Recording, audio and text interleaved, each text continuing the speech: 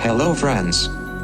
You probably know Solex, an instrument that you can build thanks to the 3D printing technique and assemble yourself. It allows observations of our star, the Sun. You can use it with telescopes of various sizes, from very small to large. You will be able to observe the surface of the Sun in the red line of hydrogen, or in the ultraviolet lines of calcium, for example. So let's talk about colors in this video, but from the point of view of the image acquisition camera.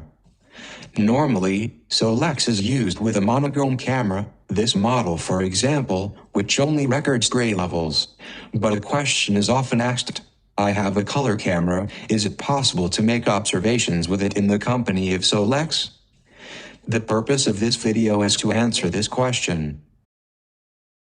For this, we will rely on this model of camera, the ASI678MC of ZWO, therefore, a color camera.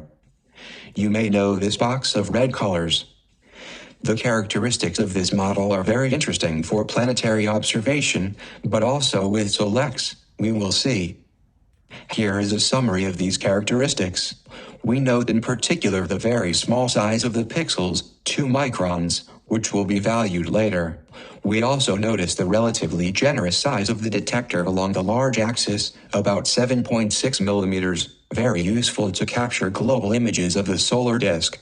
The principle of recording colors with this type of sensor is known. It is based on a Bayer matrix, an array of tiny colored filters arranged in front of each pixel, called color filter array, the CFA structure. We find alternating filters of red, green and blue, a mosaic of color. They have the same size as the pixels, here only 2 microns. An image of a colored scene is projected on the surface of this type of sensor. Each pixel records the red, green and blue part of it according to the associated filter. It is then formed an image in gray levels, the raw CFA image. Later, it is possible to extract, by computer processing, the red, green and blue components, the splitting operation. By combining these channels, RGB, one restores the starting colored image. Taking into account the structure of Bayer, one combines here 1 red pixel, 1 blue pixel, but also 2 green pixels. There is thus a form of redundancy of information for this last color. I measured the red noise characteristics of the ASI678MC camera. The result is very close to the one announced by ZWO. The value can be less than 1 electron, which is a remarkable performance, but it is not really useful for us here. The reason is that the parameter of real interest is the signal-to-noise ratio. We want it to be as high as possible. However, the effective noise is the quadratic sum of the signal noise, caused by the random fluctuation of the arrival of photons, and of our readout noise, the RON. For our application, the observation of the Sun, the signal is of high value, so that the reading noise is quite negligible. This is the same thing that often happens in planetary observation. We are then in a photon noise regime. It is only if the signal is really weak, equivalent to 20 or 10 electrons, that the effect of the reading noise is felt. This is a rather special situation, quite rare. A sign of maturity of the Sony IMX678 detector is the absence of the electroluminescence phenomenon, the amplification glow which appears on an edge of the image after long exposure time. This is a good news. I knew the time of the first CCD sensors, where it took years to get rid of this phenomenon. CMOS sensors are becoming serious sensors now. In this document we show the difference between 2 300-second exposures. The result is really very clean. The dark signal rate is low. It is possible to use this camera for relatively high exposure times, even though the detector is not cooled. Let's get to the important part now. We see on this deep sky image a nebula that emits most of its light in the red alpha line of hydrogen. We use here an old Canon 350D with a CFA structure detector. This means that only the pixels associated with a red filter will receive the light produced by this object. This is what we see here. Finally, 1 pixel on 4 will record the light of our object, which represents a strong loss of information. But this is the theory. In practice, the filters have defects, and for once, the defects will serve us. Things happen at the level of the quantum efficiency of the detector associated with each of the filters, as can be seen on these curves. We can see that the isolated colors are far from being pure. For example, the blue band overflows largely on the green band drools on the red band, etc. It is to the point that in the infrared, the quantum efficiency is identical for the red, green and blue filters, so that the detector behaves like a monochrome detector in this part of the spectrum. For this reason, it is mandatory to add an infrared cutoff filter to obtain a good white balance on images of domestic scenes. This filter suppresses infrared radiation. There is no other way to do it. If we now indicate the position of the alpha line of hydrogen in the graph of the quantum efficiency, we see that the efficiency is about 64% in the red, a very correct value. But at the same time, the efficiency is 28% through the green pixels, and still 9% in the blue pixels. If we exploit correctly all this information, it appears that the global quantum efficiency is higher than the one imagined at the beginning. Software designers had the good idea to exploit this property. This is the mono-bin mode. This option is usually not very well known, while it is very important for our purpose. It allows you to make a black and white image from the signal recorded in the RGB bands, for example from a monochromatic emission, such as the alpha line. We see how to activate the mono-bin mode in SharpCap or OsciCap, the proprietary software of ZWO. Look here. This mode consists in grouping the localized information in areas of 2 by 2 pixels. This agglomeration is called a binning. It produces a pixel of a larger size. But above all, this pixel is of the monochrome type. The quantum efficiency for this one is the sum of the efficiency for the red, green and blue filters. Note that we add the value of 2 green pixels. The result is a relative value, of course. It is interesting to compare it to the efficiency of a typical pure monochromatic detector after binning. It turns out that the efficiency of the IMX678 detector is only half that of a monochrome detector. This is what we can see from the measurements, and it is a good result. Clearly, the images made with this color detector will have a little more noise, but the difference is not dramatic. Normally, without the defects of the filters, the output would be only a quarter of a monochromatic detector, which would be another story. An excellent news is that after the operation, the very small basic pixels of the ASI678MC camera become pixels of only 4 microns in size. This is still a small size compared to a monochrome detector after binning. This means that the loss of sharpness in the images will be moderate. This is the reason for the choice of the ASI678MC camera, but it is not exclusive, as we will see later. Generally speaking, color cameras with small pixels offer more flexibility. This is a point to consider when choosing the model. You have surely understood through all these words, we can use a color camera to make images of the sun with Solex.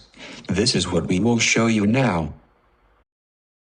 For those of you who are not familiar with the Solex instrument, I want to show you how easy it is to switch the camera, for example from a black and white model to a color model.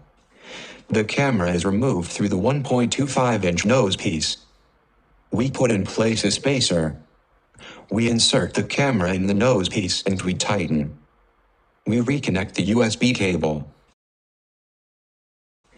Then, orient the camera so that on the computer screen the axis of spectral dispersion is well parallel to the columns of the detector. We tighten. Finally, we adjust the helicoidal focuser to obtain a spectrum with sharp lines. That's all. The operation took us only a few tens of seconds. And here is our color spectrum, which adds an extra attraction to using Solex. We will explore the solar spectra in this situation by turning the well supporting the diffractive grating and watching what happens on the screen. We use the SharpCap software here. This way of looking at things is ideal for beginners if you have trouble recognizing the spectral lines. For example, we arrive here on the triplet of magnesium. We can identify it by its structure, 3 beautiful lines, but also locate the color, here in the green part of the spectrum. We continue our exploration towards the red, but first we will go through the yellow. There are many lines in this spectrum taken at high spectral resolution. Look at this famous structure of the spectrum. The sodium doublet, the lines D1 and D2, separated by 0.6 nanometers. The yellow color of these lines is characteristic. Let's continue our journey to the red. There are still as many lines. The vertical line is the image of a sunspot spectrum that enters the slit. It is darker than the continuum, of course, hence this aspect. At a certain point, we end up on a wide and deep line. This is the alpha line of hydrogen, at wavelength 656 nanometer, of great astrophysical importance. Easy to identify now thanks to its color. We can still explore, leading to the infrared part of the spectrum. Here are the lines of atomic oxygen in our atmosphere, characteristic of the spectrum of a molecule, the rotation and vibration of molecular features. These are the so-called telluric lines. And we can go a little further in the infrared. Now I will scan the spectrum in the opposite direction, but very quickly, by turning the wheel of the grating. We find the red part, the green part. And here we are in the blue, but we will continue until the ultraviolet. Look closely, we see 2 very broad lines appear. They are the 2 lines of calcium ionized once, the famous ultraviolet double H and K. They are here very blurred because of the internal chromatism of SOLEX for this extreme wavelength. We must correct by acting on the focus of the detector until we obtain very fine lines. It is not complicated. We can also increase the gain of the camera or the exposure time to better see the details.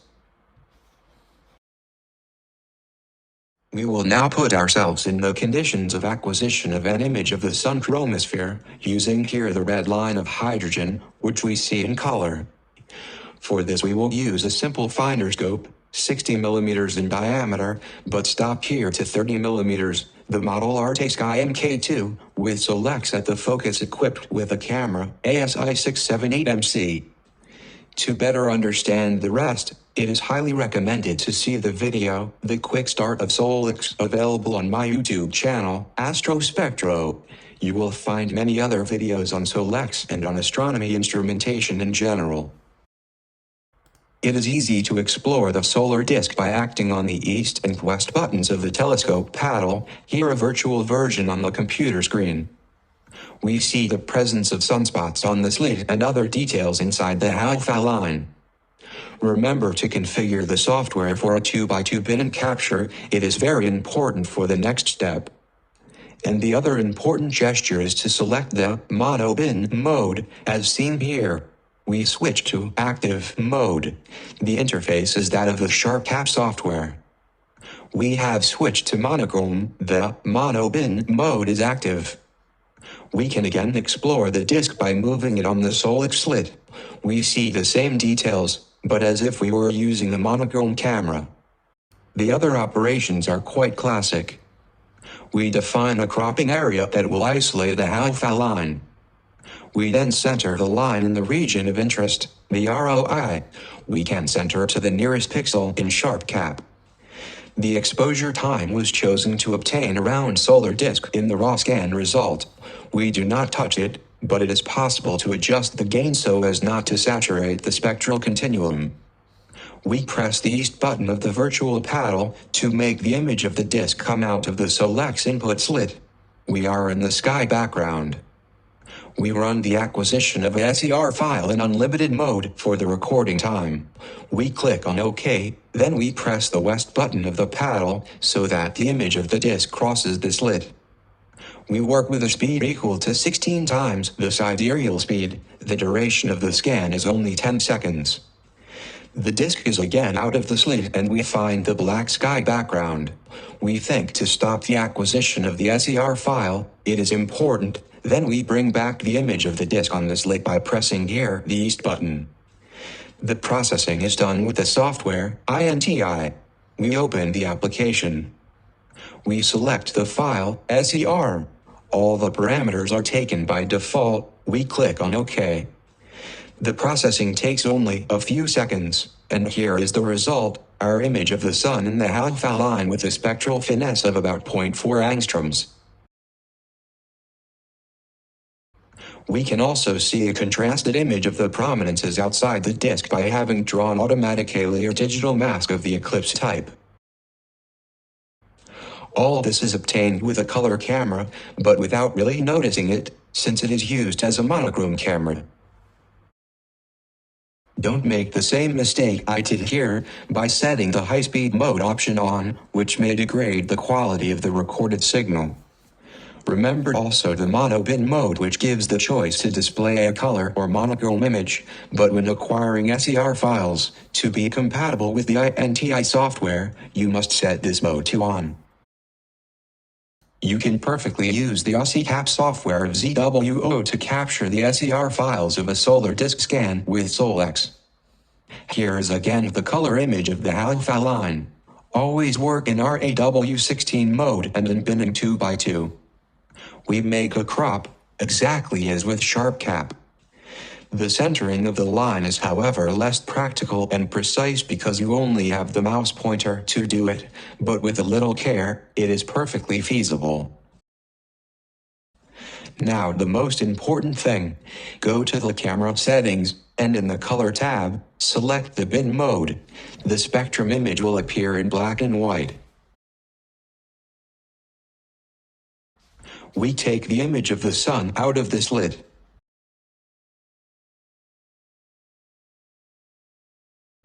We then click on the camera button to start recording the SER file. Without waiting, we proceed to the scanning of the disk on the slit and realize the acquisition itself.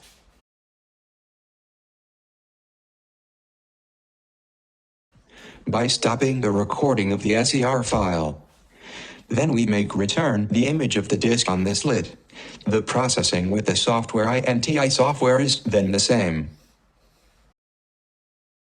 We have come back to the H and K lines of calcium, you will recognize them. Remember that you must focus on the slit in the image produced by the telescope in order to correct the chromatism of the latter for ultraviolet light. Look, the image at the same time of the spectral lines are fine and the edges of the disk are sharp. This is the goal.